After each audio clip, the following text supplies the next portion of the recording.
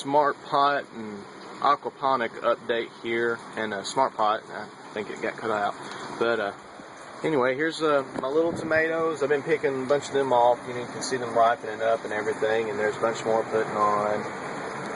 See some of the flowers over there.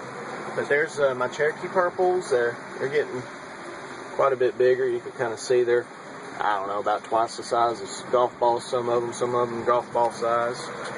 They're just coming on real good and budding real good. I need to tie those back down a little more.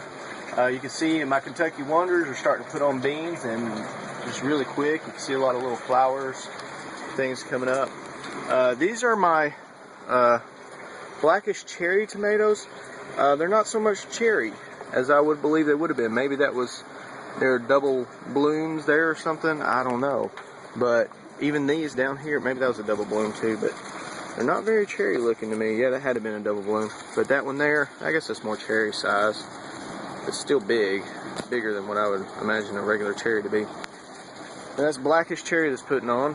There's another blackish cherry. My Kumato, he's just kind of hanging out. Like, he grew for a good little bit, and then just kind of started hanging out. I don't know what the deal with that is, but he hasn't really grown much more since then. Maybe he's thinking about flowering. I don't know. Yeah, I see some little flowers in there. I probably can't zoom in on that, but yeah, maybe he's starting to turn over into doing some budding and flowering out. There's these shoved in the soil. I chopped them all half back.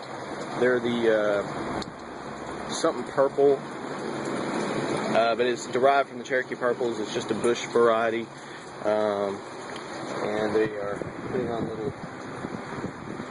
little flowers and blooms there too. They're the determinate variety, so we'll see how they do now. And you can kind of see, still got some lettuces and stuff in here. I'm going to pull those out. You can see my radishes are starting to get quite a bit bigger. You can see some of the roots down in there, how they're really starting to fatten up. The bulbs. Anyway, there's you can see I kind of have an aphid infestation on my lettuces.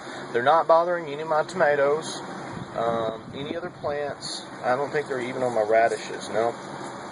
But this aphid variety that I have in here tends to really like my lettuces that I have in here. And I don't know when they got in, but just kind of all of a sudden I had a bunch of aphids that never had before.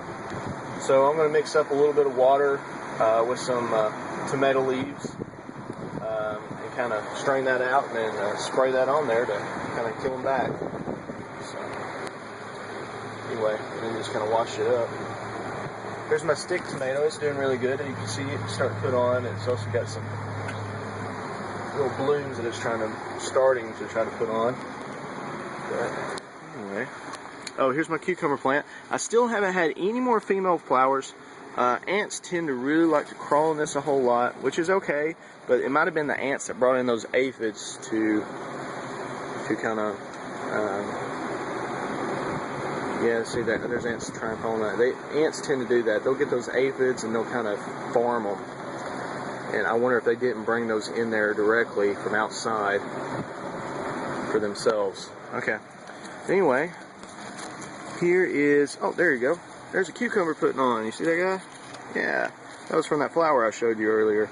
That's been my only female flower so far. I haven't had another female flower, but this cucumber plant, you can see it's clear up to the roof of the greenhouse now. And it's doing really good. Looks really healthy. Looks a little light, but no matter how much iron I add in and stuff, it tends to stay light. I think it just grows so quick, it just can't get as much as it would like to have. But there we go. That's inside right now. Probably need to add just a little more iron to it. Again, it's been a little bit. Here are my outdoor tomatoes. And they're in smart pots. Now these do have aphids on them now. You know, just outdoor tomato aphids. I don't know what type they really are, but kind of a gray color, some of them. But anyway, here's my tomatoes. Looks like I had a little bird or bug or something kind of biting into that one a little bit. But it healed up fine. It's doing fine. But you can see they're not quite as big as the indoor, although I've been watering them real good and they've had good rain and stuff. Although they're doing really good, I'd say they're bigger than any of the others around in the neighborhood. that have been put out about the same time. This is in the smart pots.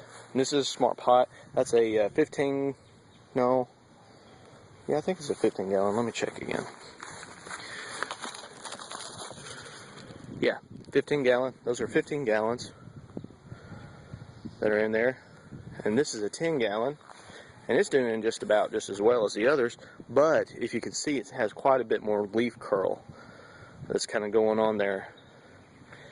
And I wonder if that doesn't have to do with some heat or things going on to the root zone, or if it just has to do with the aphid infestation that I'm kind of dealing with. Now, it's not, I don't know if I'd really call it an infestation as I would I just have aphids, because they're not really thick on it or anything. There's some pretty good control, I think, going on, especially the rains we've been having. But I do have a few little green aphids, and then like there's, maybe you can kind of see that one, a little white or kind of gray looking one. They kind of hop on there every once in a while. But yeah, there they are. I'm going to spray those a little bit with some of that leaf and water mixture. I may put just a touch of dishwashing soap in it too. But yeah, they're doing really good, flowering good. And then, oh, I forgot to show you this.